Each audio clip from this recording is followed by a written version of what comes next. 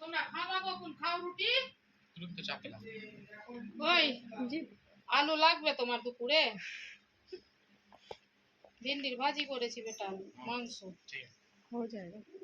তোমার আম্মা বলছে कि आलू लगेगा ही,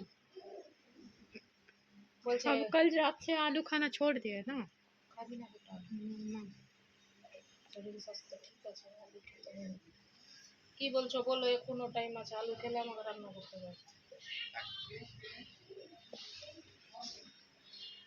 मैं मक्खी बेच रही हूँ।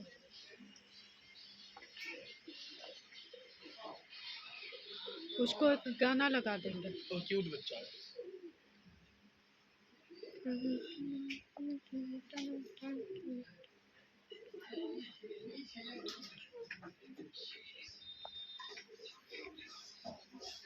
किसी को फेंक देगा सामने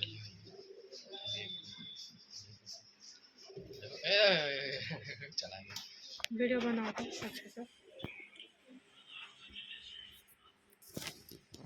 सिर्फ इनका आना चाहिए कबूतर का, ठीक है।